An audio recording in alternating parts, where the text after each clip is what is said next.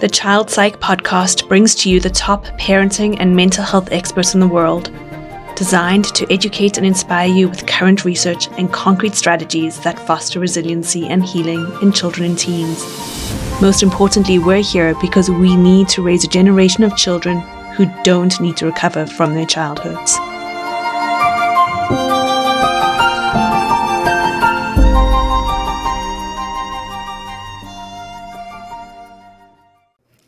Hello and welcome to the Child Psych podcast. I'm Tania. And I'm Tammy. We're registered psychologists, registered play therapists, and the co-founders of the Institute of Child Psychology.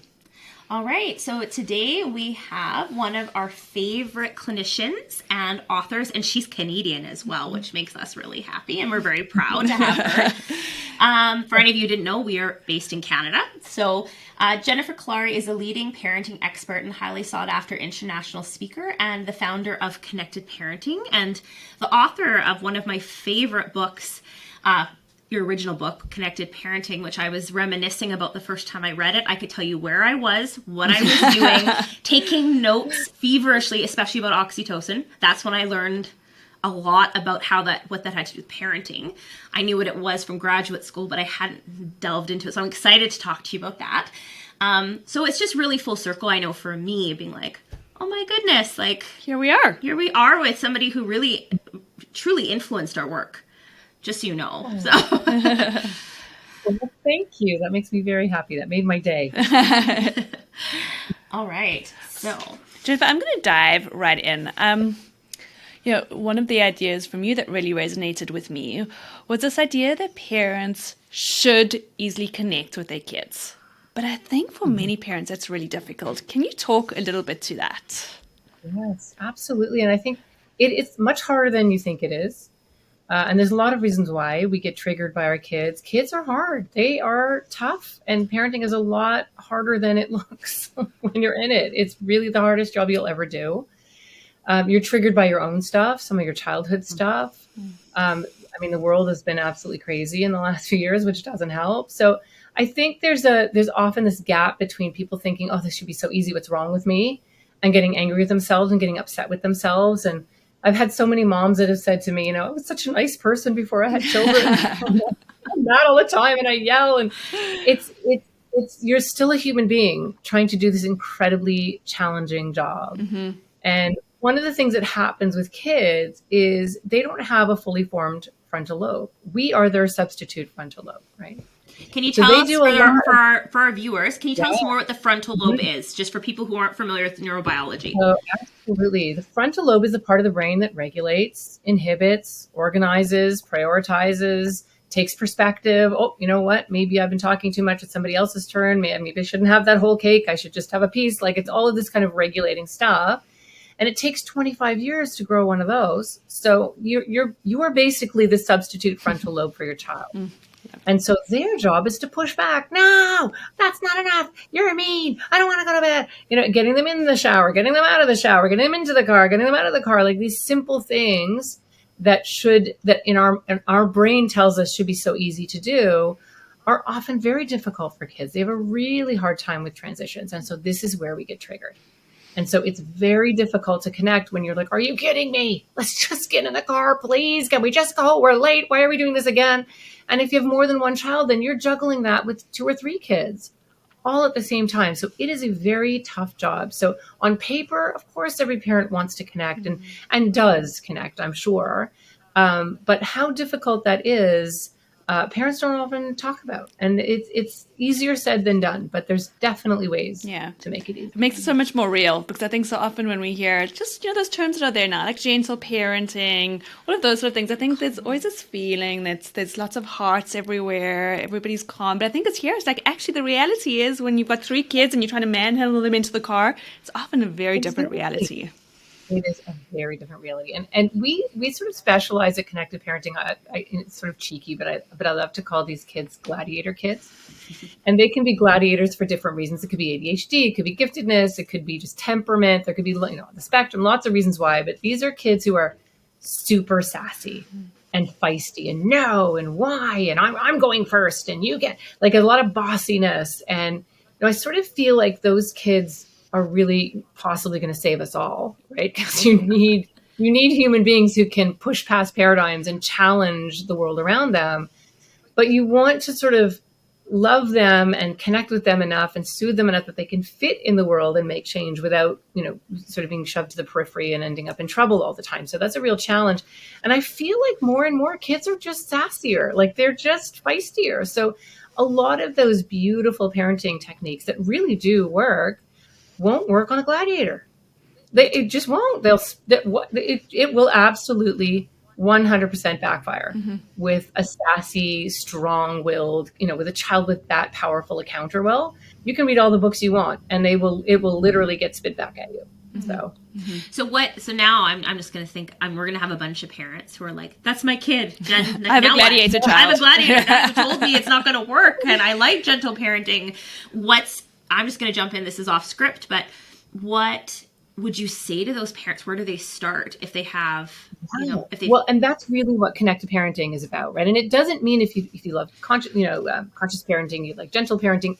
Connected parenting works with all models. It's an umbrella model. It makes every other model work better, and it stands alone all by itself. But what it really means is, if you're too permissive, if you're too, and there are kids where if you're doing gentle parenting, an ordinary kid that self-regulates well, that, is not so impulsive, can make really good decisions, that will work beautifully with them. And what a gift. But if you have a gladiator kid who likes to push back, who wants to feel like you're the alpha in a way, because they feel safer, because they know they're 6, they're 8, they shouldn't be in charge. What am I? I'm 8. Why am I in charge? Why can't my parents stop me here? A lot of the not giving them enough of that feeling of having a frontal lobe that's inhibiting and organizing, they will push back on and their behavior will escalate. And if you just do behavior mod, like if it's all about consequences and even gentle, natural consequences, gladiator kids will push back. I don't care. Take it away.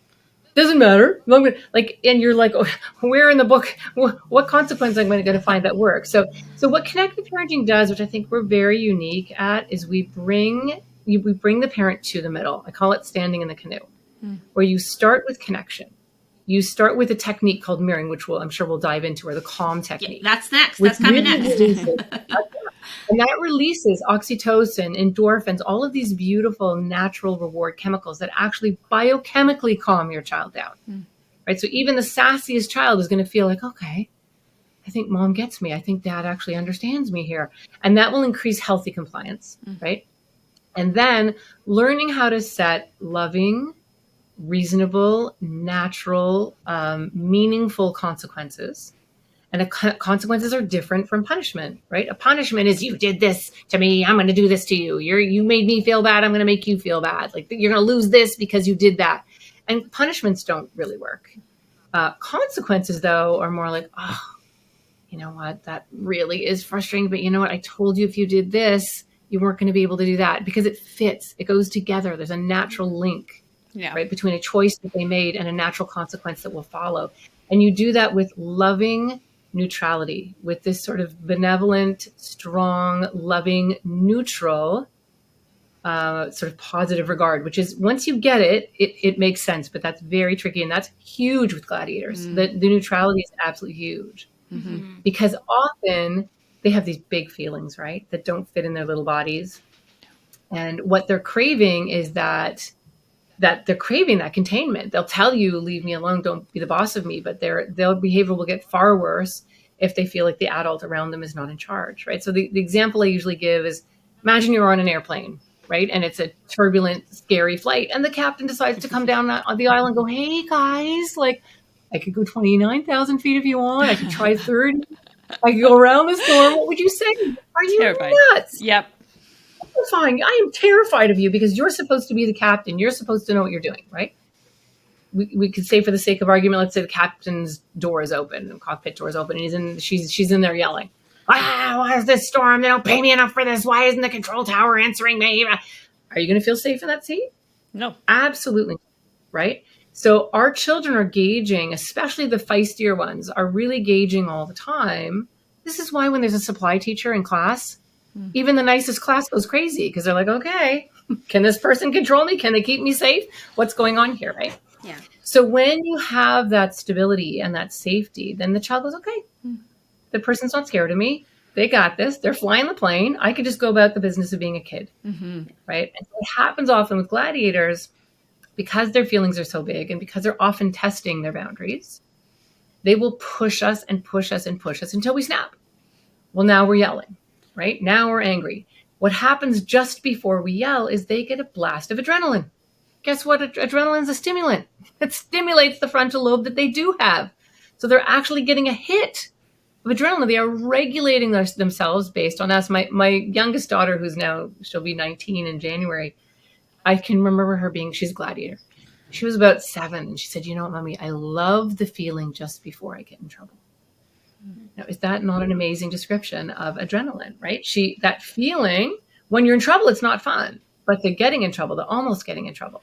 So there's this constant balance of like holding your own with these kids so that you're keeping them safe. You're not afraid of them. You're setting loving, meaningful limits. And you're like, okay, I got this. I'm strong enough. We can go here if we have to, but you're not getting away with that.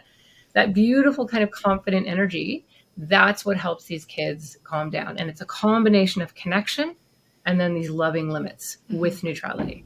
I think most people know you for, and if we look at any of your interviews on major news networks, is your calm technique, which you've actually intertwined into here.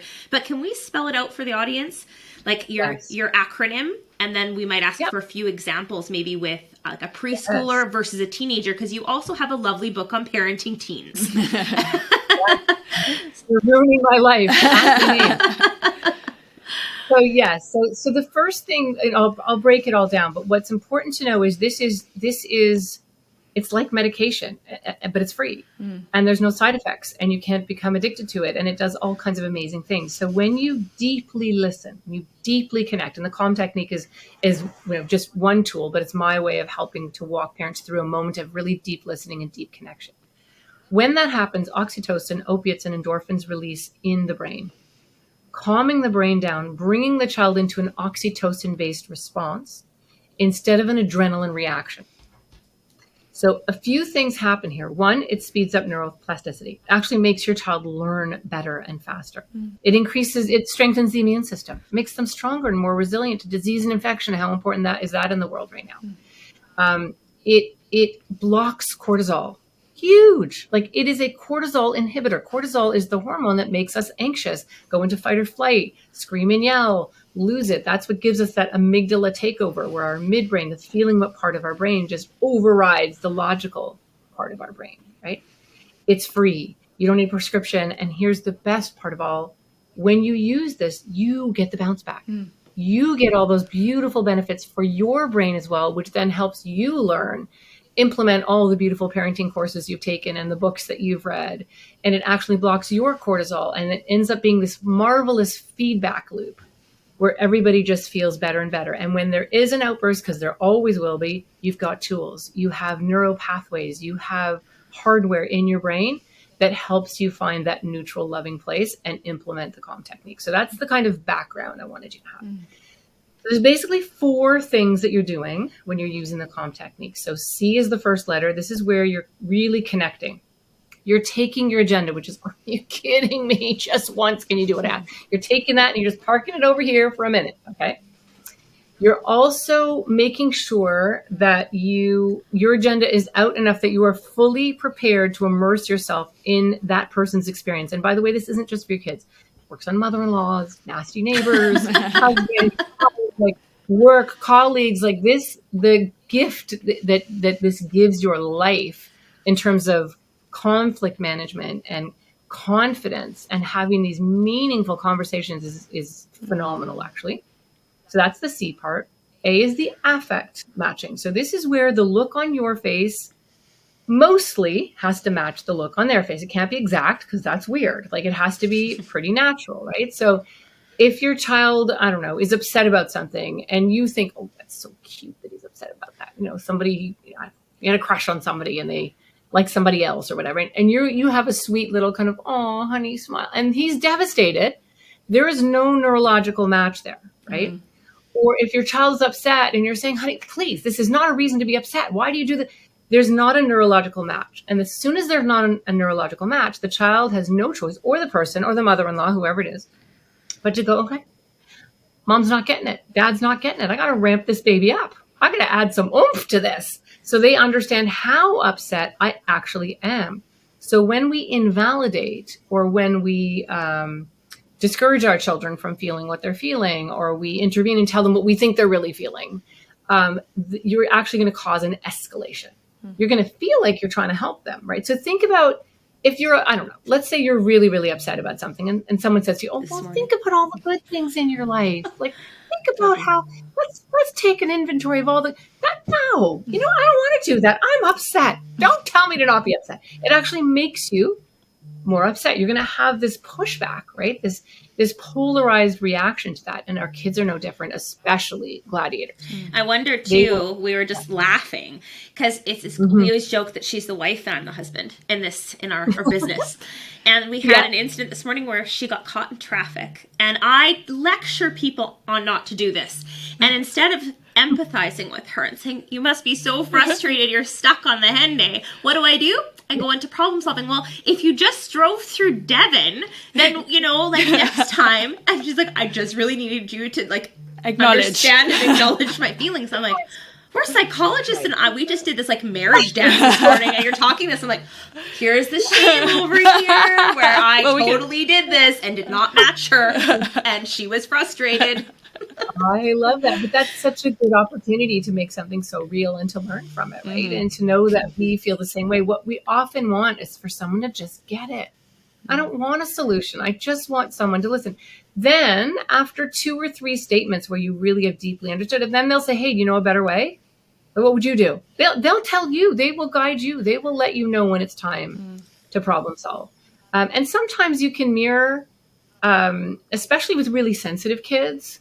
And if you're emoting too much, then they'll actually say, well, stop it. Stop saying what I'm saying. And then you pick a different type of mirroring. So I'll go through that. Where it would be more like clarifying.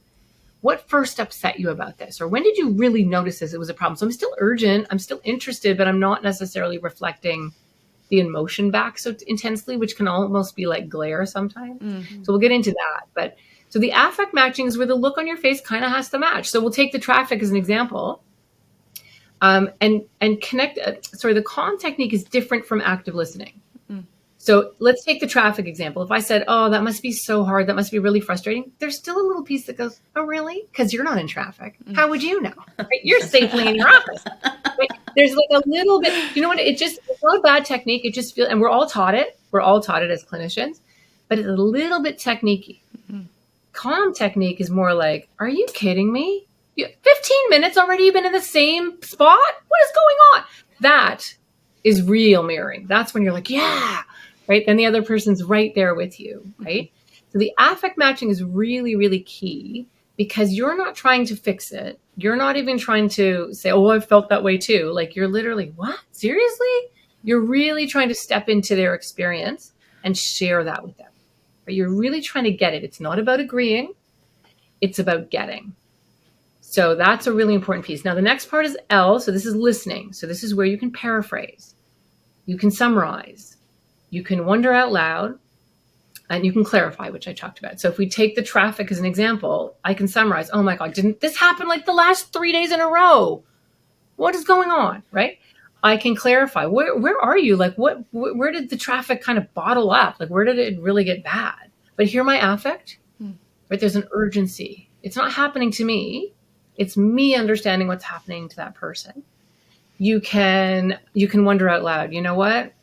It really does suck to be in traffic and it's hard to be sitting there for hours and hours, but I'm wondering if it's made worse because of what you told me this morning about how upset you are about something else. But you can sometimes make the link for the other person and you help them connect their feelings. And you can just paraphrase. This city's insane. You can't get anywhere in this city. You know what? It's true. Like you just get wherever you turn. It doesn't matter where you turn. The traffic everywhere you go. I just paraphrased. But in each case, you feel how real my affect is, right? So one of the things that can happen with active listening is you tend to make more use of what are called observational statements, right? You must feel, that must be, it sounds like, I'm hearing that, which is all great, but it takes you out of the moment. And it makes the other person feel like you're trying to figure them out, or you know a little bit better. And this will particularly backfire on highly sensitive kids and gifted kids. They will literally go, stop it. Stop saying what I'm saying. So if they do that, you're probably active listening versus mirroring. Mirroring is very much a nonverbal, almost like an energetic, like tuning into the same emotional channel as the other person, which leads us back to the first part of this conversation, which is harder than it looks, right? This is a skill. This is a therapy tool. This is not a parenting tool. We've turned it into one, and it's very powerful, but it takes some practice. It's not so easy. But when you do it, it will increase healthy compliance. You will see this calm kind of resilience in your kids. You will see the edge just come off. It will give you so much confidence when there is conflict on how to de-escalate it like that. And that's just the bonus. That's just the plus. I mean, the real reason for doing this is it's medicine. You are medicating your child over and over again with these beautiful biochemicals that ultimately help them to become much more emotionally resilient, much more emotionally tuned into others. So you don't have to teach your kids how to do this. If you raise them this way, they will learn how to do it, and they will do it intuitively with peers, teachers, bosses. It is probably the greatest skill that you could pass on to your kid. But you do it by modeling. You do it by being. Yeah, I imagine. I think we're telling parents that this is a great tool, and some parents, I imagine, I'm just thinking of some reactive parents I know. I think there's this hesitancy from parents sometimes to engage and really get alongside that feeling, because those feelings can be so threatening that parent they end up standing on the periphery of it a little bit, of being like, well, if I do this, then I could get sucked into that feeling, probably because they're feeling very triggered. And what would you just curious? Because I have that comes up a lot. And the other thing that comes up too is, if I am so kind and loving when my child is being horrible, aren't I rewarding this behavior? Aren't I giving in to this behavior? So let me speak to that for a second, because feelings are information. That's all they are. We are conscious, brilliant beings stuck in monkey bodies. Okay, we are stuck in bodies that have programming from thousands of years that it's really just interested in safety and danger, right? We love to think of ourselves as thinking beings, but we're really feeling beings. And so feelings, and in our culture is particularly bad, we don't like to feel our feelings. We like to run away from our feelings. We like to blame people, drink something, smoke something, buy something, ignore something, put the phone in our face, watch something. We do everything possible to not feel. But feelings don't go away. So a feeling is sent. I'm upset. I'm hurt. I'm scared. Nobody listens. Guess what?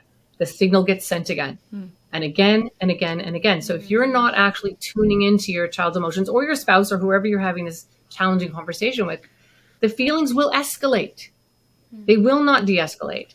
And if they do escalate, it's because they're either too afraid. Well, mom can't handle it. She's going to get too mad. I got to stuff this down somehow.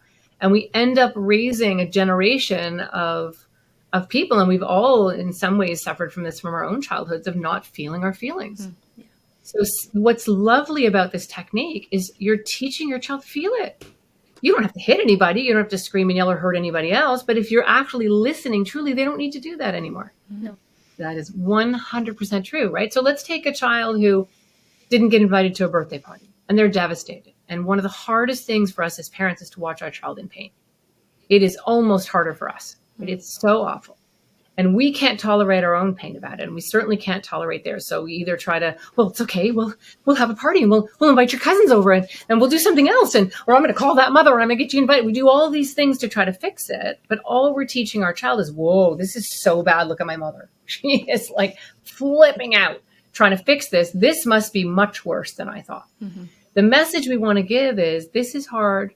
And it's hurtful, and it feels really crummy, but you are loved, and you are strong, and you can get through this, and it's your body talking to you, and you can literally put your hand on your heart and have your child do the same. But let's just sit in this for a minute. Let's feel this feeling. This feels really sad, and this is what it feels like to feel left out. And you thought that person was your friend, and that's a really crummy feeling. Stay there. Dare to be there, and watch how much your child will metabolize and process that emotion. And within a very short time, you're like, oh, whatever. Like, honestly, you will see this incredible resilience. Or later, if you say, hey, I know you're still feeling crummy about it, we can still have your cousins over. Okay, well, that'd be nice. Versus, okay, right? This is emotional literacy.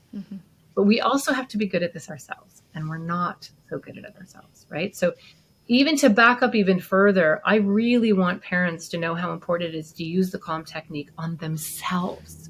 Yeah. Right? It is so important to be loving and forgiving for yourself. And, if you lose it one day, that's what it feels like to have people yell at you all day and do everything you can for your kids and have them go, I hate this. Why did you make this? This is gross. After you spent 45 minutes in the kitchen, right?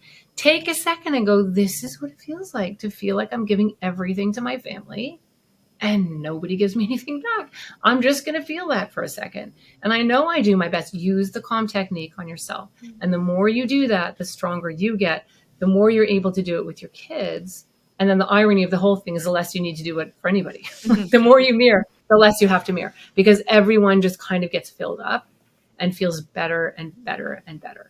So I didn't even finish the calm technique. Okay, so where was I? I was L, right? Yeah. You can paraphrase, you can summarize, you can clarify, and you can wonder out loud. The final piece is the M. When you've done all those things, and it doesn't have to be an hour-long therapy session. It's literally 3 or 4 statements.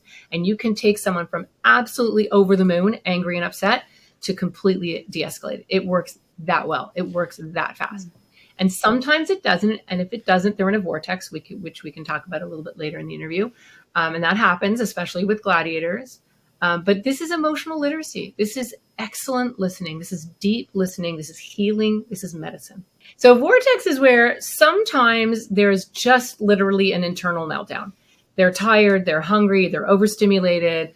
There's so much going on that even the mirroring will, and I will tell you, about 90% of the time, 90 to 95% of the time, you will have them de-escalate very quickly. Sometimes they're just stuck in a vortex. And when that happens, you just kind of give them that space and just say, okay, you got some really big feelings. I've tried as hard as I can to help you, but you're just going to have to feel what you feel. And if you need to scream and yell and you need to cry and you need to do what you need, you give them what's called paradoxical permission. You feel your feelings, you let it out. And usually what happens then is either they do let it out and they have a good cry, and then you're like, okay, you want a big hug now? Yeah. And off you go. Right? What we often do in those moments is stop it. You need to calm down. When have you ever been hysterical and someone told you to calm down? And you're like, oh, thanks. Yep. That's just what I need. It's never going to happen, especially not if you're a kid. Yeah. Right? The other thing we often do as parents is we escalate while they're escalating. This is ridiculous. I buy everything for you and you're going to have a fit because I didn't buy you this one thing. And you start yelling. Now you're having a reaction. And the amygdala, the midbrain, the part of the brain that's in charge of safety, cannot tell the difference between your child throwing a fit at Walmart and a saber-toothed tiger chasing you down the street. If you're breathing fast, if you're tense, if it's triggering all kinds of stuff from your childhood programs, you're going to freak out. This is why so many parents are like, they go to sleep at night. I'm going to yell. I'm going to be so good. I'm going to gentle parenting. I'm going to be so calm. I'm going to be like mother of the year tomorrow. And then half an hour into the morning, it's like, get in the car, right? It's this, and then you end up mad at yourself and you end up disappointed in yourself. Mothers especially just beat themselves up. I'm the worst mother in the world. I'm so terrible. First of all, the worst mother in the world would never ask that question. They would never make that statement, right? So it's really allowing yourself to be really human. And we can sort of talk about yelling in a moment, but that vortex, that is just, they're having an amygdala hijack. It's just, they cannot access their frontal lobe anymore. Sometimes they just need space to lie on the floor and scream. Let them do it. Yeah. And when you allow it, often if there's a behavioral piece in there, like I'm trying to get something from this, they'll keep it up and then like, ugh, this isn't worth it. Yeah. Right. And maybe even if they do blow themselves out for a long time, they still don't get that thing, by the way, that they're screaming about. And then the next time they have a fit, they're going to remember that was a whole lot of work.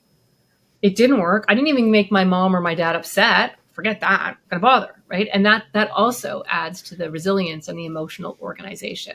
So what kids actually figure out is, oh, if I throw a fit at grandma's house, or if I, really lose it in a restaurant, my parents will be so embarrassed. And they do that like, stop it.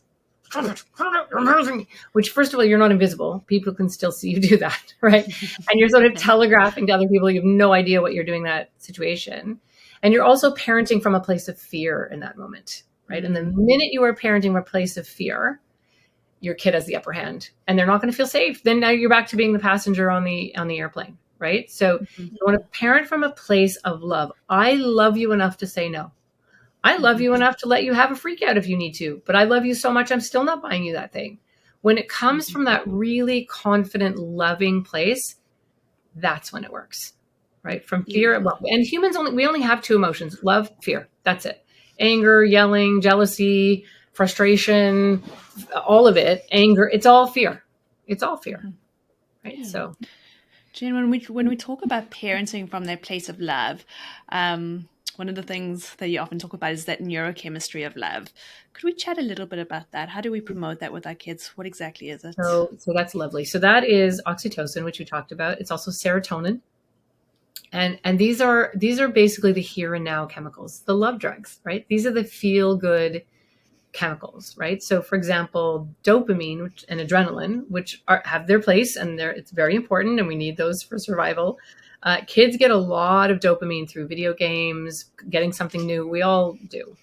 And we're used to that kind of quick hit, and you need more of that thrill the next time to get the same thrill that you got the last time. That's how the receptors work in the brain.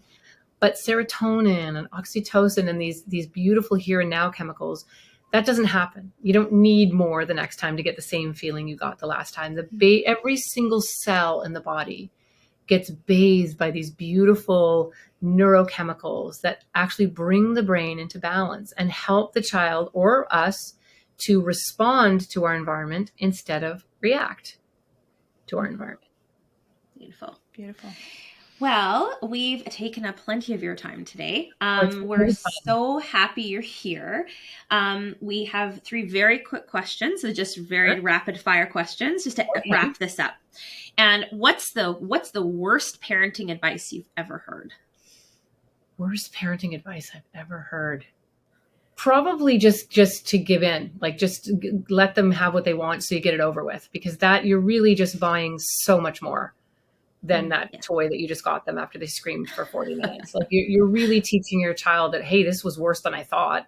And look how upset my parents are. And that's what I have to do to get a new toy. Okay, I can do that. Yeah. Okay. What's the best parenting advice you've ever got? I think that would probably have come from my supervisor who really sort of back at Integra, this agency that I worked with for kids that have learning disabilities and behavior issues related to their learning disabilities. And it was the first time I ever heard about mirroring. It was about really understanding that deep connection, that beautiful, deep moment is where healing happens. And that's where real change happens. This, pointing at people and yelling never creates change. That creates a reaction. That creates fear. Truly loving and understanding, that creates change. Beautiful. And our last one. Yeah. So if you could mention a resource or a book or a podcast that's not your own that you really love around parenting, which one would you recommend? What would you say? Oh, there's a lot. I would have to say Gabor Mate is one of my favorites. We've actually worked together and done some workshops together. We've had some really lovely conversations about his book, Hold On to Your Kids, and my book, how they sort of in a really lovely way complement each other. I find his work incredibly inspiring. Yeah, we've had the pleasure of working with him too, and he is a phenomenal human being. Amazing. Fellow Canadian as well. So we're all very proud of that. Okay. So we just want for people to learn more about you. They can go to connectedparenting.com or they can purchase your book. You've got Connected Parenting. And then what's your one on teens? You're Ruining My Life. Yeah. Is the kids' book. Yeah. And we have a number of different resources. I really do think it's important to give parents all that I can. So I'm going to have my podcast, the Connected Parenting podcast, where I give a lot of advice and tips and everything else. I also have the mental health comedy podcast where I'm a co-host with Ed Krasnick, and we interview well-known celebrities and entertainers about mental health. And that's all strategy based. That is mental health as a practice. So for tools around how to stay calm and how to stay in a place of love, not fear, that's a great podcast for that. I have online courses, which I really created because not all families can afford individual or private therapy. And a lot of insurance companies actually cover it. So it's on demand, and I am giving you the entire connected parenting curriculum. And there's also another version where I do live coaching calls once a month. And those are so much fun because there's parents from all over the world. It's really exciting. So we have that. And then we have our parenting village, the Connected Parenting Village, which is a weekly space where parents come, and there's at least 2 connected parenting therapists on those calls. Parents can support each other, practice the calm technique because it's actually challenging to learn. It's a great place to role play or watch other people practice and just get amazing, solid parenting advice. And then we have a whole team of therapists that see people from all over the world. There's a few that are Toronto based. We have, clinicians from all over the world. And you can see people one-on-one if that's something that you would like as well for your, especially Gladiator. Beautiful. Okay. Thank you so much for your time. Appreciate it. And we'll connect with you soon. Okay. It's delightful. Thank you so much for having me. We have so much more to share with you at ICP, and whether you're looking for parenting support or you're a professional looking for strategies to help children who are struggling with their mental health, we have the answers you're looking for. At ICP, we offer a unique membership program that gives you access to over 60 accredited online courses and past conference workshops offered by the top experts on the planet, and also provides a community platform where you can connect with like-minded professionals and parents, sharing ideas, resources, as well as advice from the ICP team of professionals. You can access our courses and workshops through your desktop or through our app, offered exclusively to our members. Please go to icphelps.com to start your journey with us today.